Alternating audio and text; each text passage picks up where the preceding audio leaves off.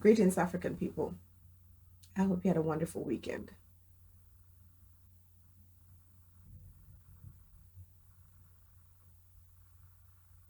Yeah, sometimes you just have to be silent. Let those words just take on life. Today I'm talking about the hurricane in my beautiful island of Jamaica. I've been watching closely with bated breath. So nervous.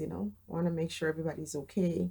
At one point, I heard that the hurricane was shifting to Haiti.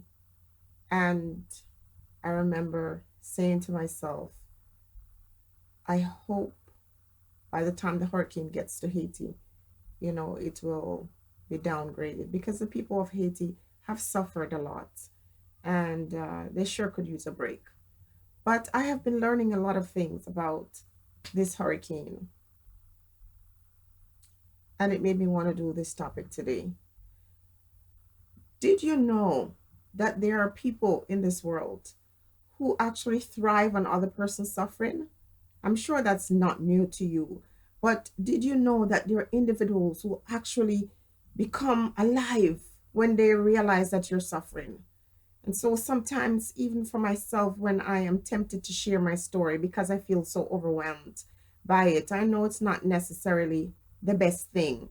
And this is why I'm making a concerted effort to keep my personal business to myself because sometimes when I talk about those personal things, I reach out because I know there are individuals who are going through that, and perhaps if they know that they're not alone, they might be encouraged to know that tomorrow is another day. But I find that there are individuals, they're so mean spirited and so miserable in their own life that when they hear your stories, it draws them to you, not to show empathy, not to show compassion, but to be like a prey, like a kind of voyeur into your life. And then when they hear your story, they are holding on to it like it's some kind of ammunition for them to use against you. It is very sad. It's very pathetic. It tells you it's a testament to those individuals' lives. So you might have someone, listening to you on a day-to-day basis, might, be a subscriber to you. These individuals, most of the time, don't give a damn about you and your struggles. Sometimes people are attracted to the beautiful things in people's lives, the wonderful story. It's a kind of fantasy. But people really don't want to hear pain, hurt, rage. They don't want true emotion. What they want is lies, want us to come on here and pretend. And when they find that they're stronger in one area where you're weak, they think that because they're stronger in that area, that gives them some kind of, I don't know, social position over you or some emotional strength that you don't have. It's very pathetic. So I have decided that I'll find ways to meditate and just to go back to my old ways of just keeping things to myself because it is very sad. And there are times that I've told stories on here and I hear other people on their channel throwing words. It's just very sad. And I know there was one lady, I really liked this woman a lot. I used to watch her and subscribe to her. And I listened to her a few videos dropping words. People have got to live their own lives, individuals. People have to go through their own emotional up and down, and we don't have to use it as some kind of leverage that to use it to strengthen ourselves or to give us some kind of platform. This hurricane makes me realize that there are a lot of people who pretend like they like you and they hate you. And this is why we have to be very careful of what we do with our emotion. It is very tempting to just become undone and to show your vulnerability because you're thinking it's going to help somebody. But most time it doesn't really help anybody because the people who are sometimes drawn to that vulnerability are the ones who will use it as a weapon against you. I watched this hurricane and I'm seeing people uploading videos of Jamaica being destroyed, videos that are not true footage of this hurricane, but actually came from Katrina.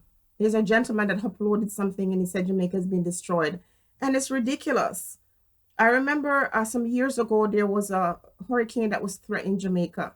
And I was in class that day and I heard some other black people from other Caribbean regions saying, by this time tomorrow, there will be no more Jamaica if this hurricane hits. And it wasn't about just a conversation, it was about the individual gloating and wishing. There are a lot of people who actually hate Jamaicans. There are a lot of people who hate the Haitians. And I have no choice to believe but to believe that because the Haitians have this warrior like spirit and stood up and fought for their freedom, individuals are carrying some kind of resentment towards them. And when the French hate Haiti and punish them all these years, I can understand, because they lost, their free labor, but they were rewarded. Did you know that after Haiti freed themselves, the government of Haiti had to pay millions of dollars to the French government because they lost their slaves? And so you hear, some countries talking about giving black people freedom. No, black people fought and took their freedom. And there are a lot of people who hate these areas. They're punished. St. Thomas, for example, in Jamaica, is one of those parishes that I feel was punished because Paul Bogle, that revolutionary man, a free slave, this slave, decided that he wanted to stand up alongside the black people to get some kind of dignity.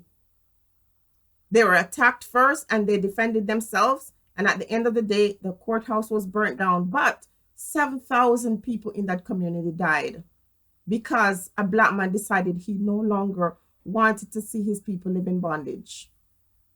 A lot of people hate Jamaica, even though they claim they love Jamaica. As soon as you mention Jamaica, they say highwayman, they talk about reggae music and all of that, but they don't love us. Just watch and listen to the things that people are saying. Now, it's not just outsiders or foreigners that don't love Jamaica. There are some Jamaican people who actually don't love their own country.